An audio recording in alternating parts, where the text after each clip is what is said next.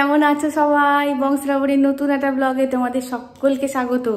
আজকে একদম সাক্ষাৎ থেকেই ব্লগটা স্টার্ট করছি। এখন বাজে 9টা বাজতে 10, 9টা বাজতে 10 না, 9:45 বাজে। 10 মিনিট ফাস্ট করা থাকে, 9:45 বাজে। অন্যান্য বছর এরকম সময় প্রায় পুজো শেষের দিকে হয়ে যায়, কিন্তু এই বছর আর পেরে উঠিনি বলতে কি তোমাদের বলছিলাম না, মানে কোমরটা খুব যন্ত্রণা হচ্ছে। কালকে রাত্রেবেলা শোয়ার পর দেখছি কোমরটা আরও যন্ত্রণা হচ্ছে, এত যন্ত্রণা হচ্ছে। এরকম সময় কোমরটা আমার যন্ত্রণা খুব হয়, কিন্তু গতকাল যেন মারাত্মক যন্ত্রণা হচ্ছিল। তা ঘুম আসতে চাইছিল না, একে তো প্রচণ্ড গরম, তারপরে ঘুম আসতে চাইছিল না। ঘুম আসতে আসতে অনেকটা রাত হয়ে গেছে, আর সকালে উঠতে একটুখানি মানে দেরি হয়ে গেল। আর পুজো আরম্ভ করতে পারবো না, কেননা প্রভু গেছে কুচুমকে নিয়ে স্পেশাল প্র্যাকটিসে। আজকে শনিবার, কুচুমে আছে স্পেশাল প্র্যাকটিস, চলে আসবে, আসার কথা 8:30টার মধ্যে চলে আসার কথা, কিন্তু 9:45 বেজে গেল, এখনো এলো না। ও আসবে, তারপরে আমাদের এখানে ফল নিই নির্মলের কাছে, যে 12 মাস যার কাছ থেকে ফল নিই তার কাছে মালা টালা দেওয়া আছে, মানে মালা আনতে দেওয়া আছে। আরও আনুষঙ্গিক একটা দুটো জিনিস আমি আনতে ভুলে গেছি, সেইগুলো কালকে রাত্রিবেলা খেয়াল ছিল না, সেইগুলো আনতে দেব। না নিয়ে এলে এখন পুজোটা স্টার্ট করতে পারবো না। তার আগে মোটামুটি ঠাকুরঘর পরিষ্কার হয়ে গেছে, আমার সকালবেলায় যাবতীয় যা কাজ সব হয়ে গেছে। এইবার স্নান করতে যাব। চলো, গণেশ চতুর্থী অনেক অনেক অনেক ভালোবাসা। মামা গণেশ যেন সকলকে ভালো রাখে, সকলকে যেন ভালো রাখে, আমরা যেন সকলে ভালো থাকি। গণেশ মামার পুজো দিয়ে স্টার্ট হয় বছরের পুজো, সারা বছরের এইবার টুকটুক করে পুজো হবে। তার আগে গণেশ মামার পুজো দিয়ে স্টার্ট হয়। ওদিকে বলেছিলাম 2টো পান নিয়ে আসবে। আজকে অনেক কটা জবা ফুল পেয়েছি, বেশ বড় বড় জবা ফুলগুলো অনেক কটা ফুটেছে। আমার হাতের নাগালে যে কটা পেয়েছি, আরও উপরে অনেক কটা ফুটেছে। পুরোহিত মশাই রেডি হয়ে পড়েছে আজকে। আনলাম তুমিও করাও পুজো, আমিও আজকে রেডি হয়ে পড়েছি। আমিও চান করে রেডি হয়ে পড়েছি। আজকে গণেশ মামাজি বলবে তোরা দুজনেই আজকে, চলো দুজনেই পুজো করবো। দাদা ওগুলো কোথায় বার করে রাখছো? ওগুলো রাখো, এখন রাখো, ওগুলো সাইডে রাখো। এই মরেছে, পুরোহিতটা বসে পড়লো আগে থেকে।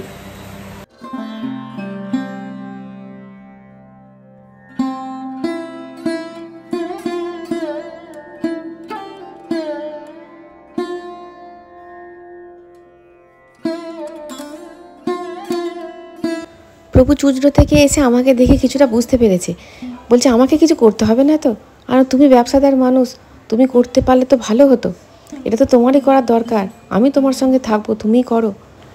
আমি আমার কাজে লেগে পড়লাম। তারপর দেখলাম ও রেডি হয়ে এসেছে। আর দেখো নিচে দিয়েছি হলুদ একটা চাদর, ওপরে দিয়েছি লাল একটা চেলি, কেন হলুদ আর লালই লাগে। তারপরে আতপ চাল দিয়ে ঋদ্ধি সিদ্ধি আর গণেশ মামার জায়গা করে নিলাম। ঋদ্ধি সিদ্ধি নেই বটে, কিন্তু ওনাদের জায়গাটুকু করতে হয়। তারপরে পঞ্চামৃত তৈরি করে নিচ্ছি। দিলাম দুধ, একটু চিনি, মধু, ঘি আর দই। ঋদ্ধি সিদ্ধি আমাকে কিনে নিতে হবে, ঋদ্ধি সিদ্ধি আমার নেই। ঋদ্ধি সিদ্ধি হলেন গণেশ মামার 2 স্ত্রী। তাই গণেশ মামার এই পুজোর সময়, মানে গণেশ চতুর্থীতে, ওনারা দুজনেই পুজো পান।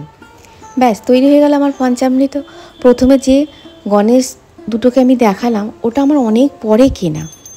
এই গণেশ মামা আমার জীবনের প্রথম থেকে আছেন।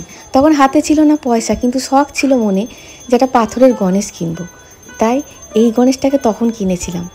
পরিশ্রমই হচ্ছে সাফল্যের চাবিকাঠি, তবুও অনেক সময় পরিশ্রম করলেও সফলতা আসে না, কার্যে সিদ্ধিলাভ করা যায় না ইনি যদি তুষ্ট না থাকেন। তাই এনার নাম সিদ্ধিদাতা গণেশ।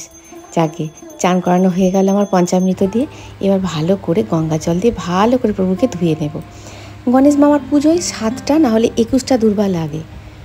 গণেশ মামা হচ্ছেন শুক্রের অধিপতি, তাই 7টা না হলে 21টা দুর্বা লাগে। ওনার ভোগেও লাগে, মানে ওনার নৈবেদ্যের ওপর দিতে হয়, আর ওনার বসার স্থানে দিতে হয়। আর একটা দিলাম পৈতে।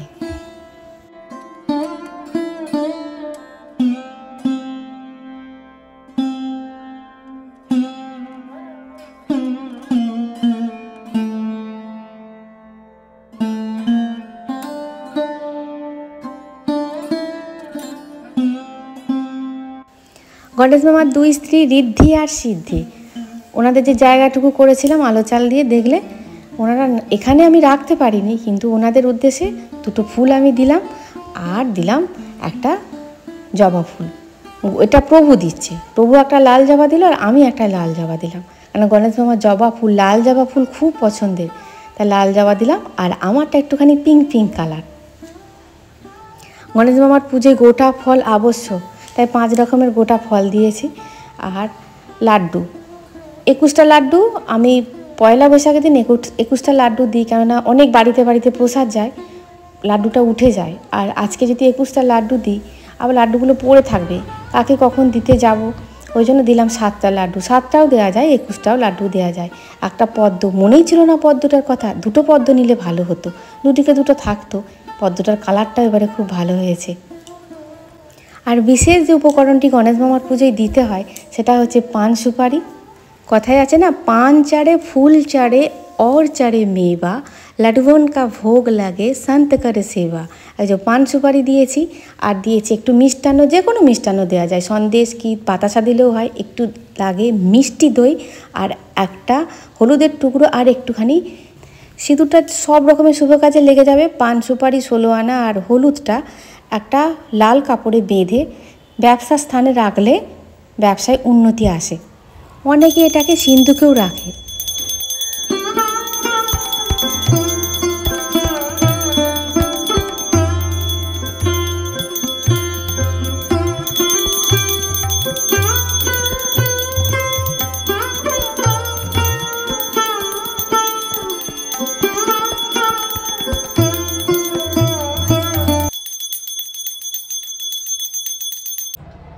जय गणेश जय गणेश जय गणेश देवा, माता जाकी पार्वती पिता महादेवा।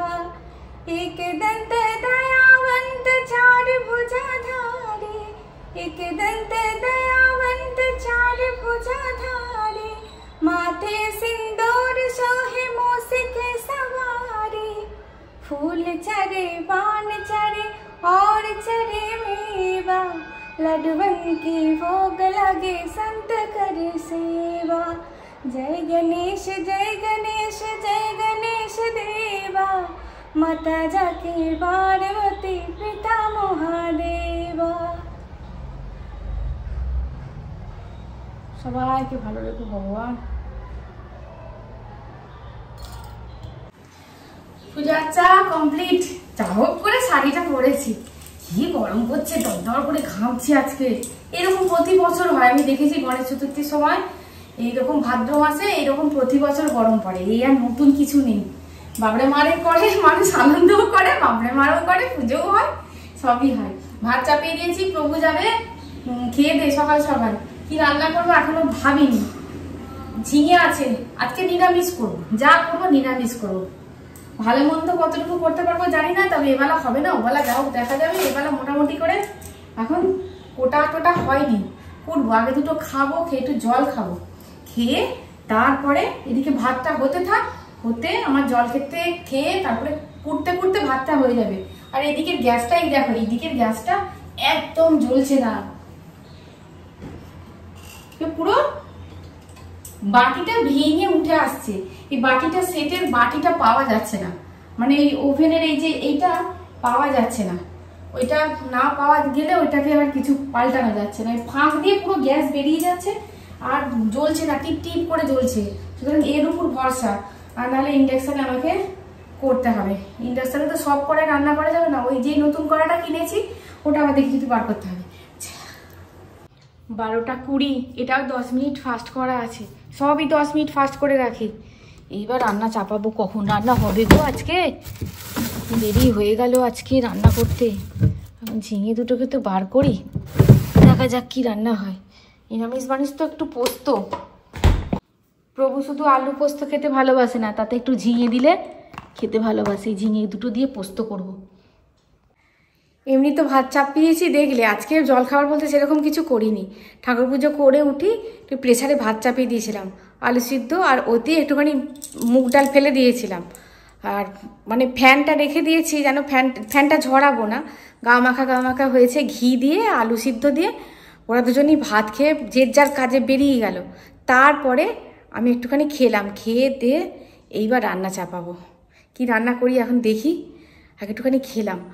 আমিষ দিনে চিন্তা হয় না, নিরামিষ দিনে ভারী চিন্তা হয় কি করব। তবে আমাদের পোস্ত না হলে পনিরটা সবাই খেতে ভালোবাসে, আর পোস্তটা প্রভু আলু পোস্তটা ভালোবাসে না, ওই পোস্তই আনাজ দিতে হবে। আনাজ কি সব আনাজ চলে পোস্তই বলো? পটল পোস্ত না হলে তোমার ঝিঙে পোস্ত, আবার সেই পোস্ততে মানে আলুর পরিমাণটা কম হবে, ঝিঙের পরিমাণটা বেশি হবে। আমি দেখি এটা দিয়ে একটা ঝিঙে আলু পোস্ত করি। আর তোমরা হয়তো ভাববে শ্রাবণী অত আলু কী করবে গো? আলু আজকে খুব ফোকটিয়া রান্না করব, খুব শর্টে ফাঁকিবাজিতে রান্না করব। দেরি হয়ে যাচ্ছে, যত দেরি হয়ে যাচ্ছে না তত টেনশান হচ্ছে যে খাবার সময়টা পেরিয়ে গেলেই না সব বাড়িতে এসে হুজ্জুতি আরম্ভ করে দেবে। হ্যাঁ এখনও হয়নি, কখন খাবো? তখন যদি গণেশ মামার দিকে তাকিয়ে বলি, গণেশ মামা তোমার ওখানেই তো কতক্ষণ টাইম চলে গেলো, তো গণেশ মামা বললো আমি কি করব, তোমার কর্ম তোমাকেই করতে হবে, তুমি দেখো কিভাবে কি করবে। আর দেখো আলু একেবারে কুটে নিয়েছি, আর ঝিঙেটা আলাদা করে ধুয়ে নিয়েছি। আলুটা ওই পোস্তর আলু আর পনিরের আলু একই টাইপের দিয়েছি, যাতে এটা করে ভেজে নিয়ে পোস্তর আলু সরিয়ে নেবো, পনিরের আলু আলাদা করে নেবো। বুঝতে পেরেছো? দেখো ওইদিকে তোমার আলুটা ভাজতে দিয়ে সিটি দিয়ে দিয়েছি, আর এদিকে দিয়ে দিয়েছি শুকনো লঙ্কা, একটুখানি 5 ফোড়ন দিয়ে দিয়েছি। ফোড়ন দিয়ে ঝিঙেগুলো ঢেলে নেব। ওদিকে আলুটা হতে হতে ঝিঙেটা আমার এদিকে ভাজা হয়ে যাবে। তারপরে আলুটা তুলে নিয়ে, পোস্তটা হচ্ছে পৃথিবীর সব থেকে সোজা কাজ।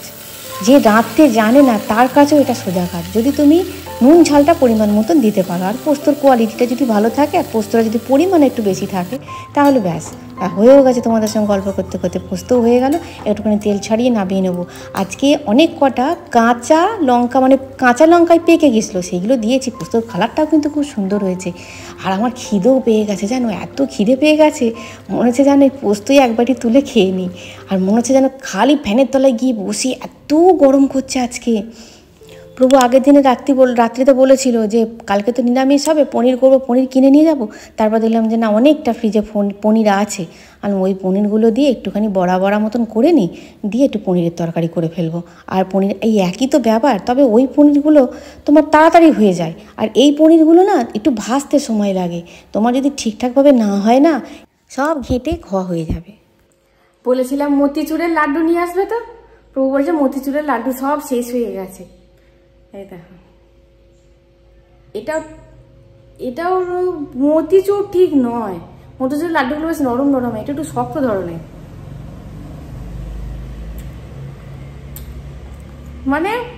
কি বলো না, মতিচুরের লাড্ডুগুলো হয় দেবে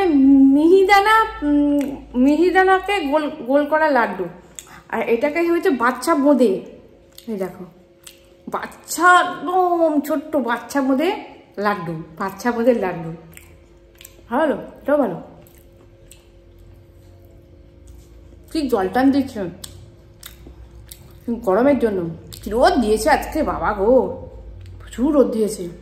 আর রান্না করতে ইচ্ছা করছে না, মনে হচ্ছে জানো লাড্ডু খেয়ে জল খেয়ে শুয়ে পড়ি, কিন্তু করতেই হবে।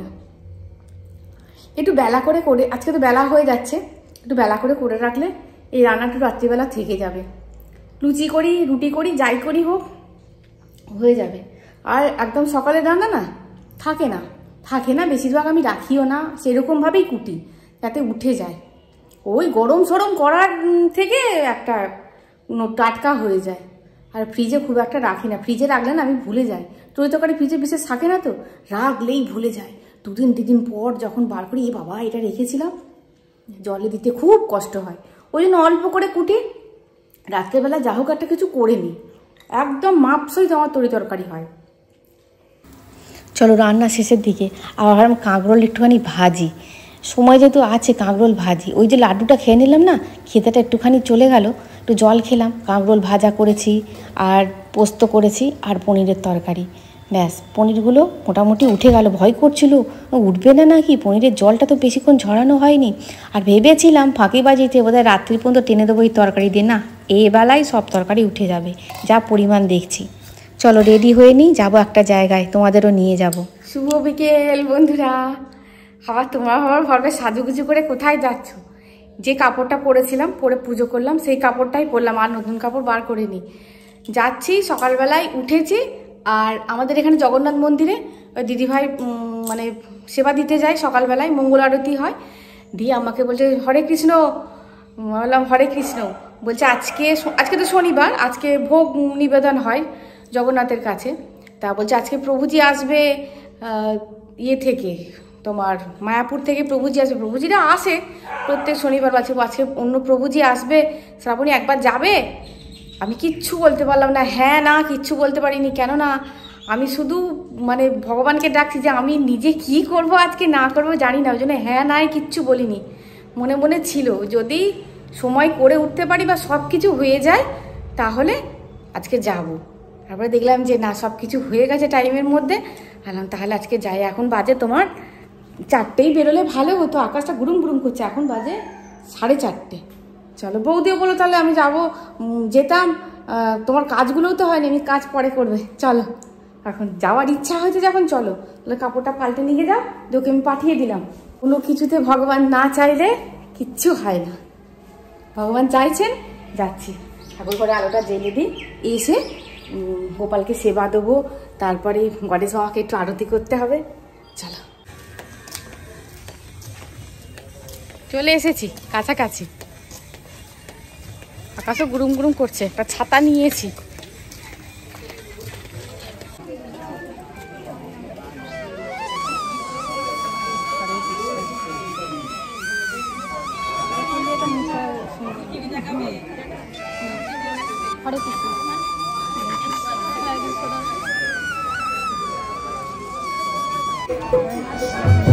একটা টিপ পরেছি না মাঝখানে, লাল টিপ করতে পারতিস তো।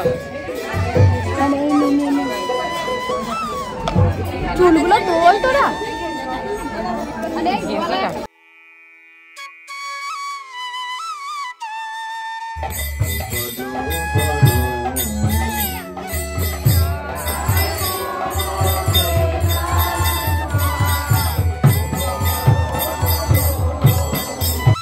ভিডিওটা ভেবেছিলাম আর একটু যুক্ত করব, তবে হলো না, অনেক বড় হয়ে যাচ্ছে। দেখা হচ্ছে নেক্সট ভিডিওয়ে। খুব খুব খুব ভালো থাকবে। আজ আসি, টাটা।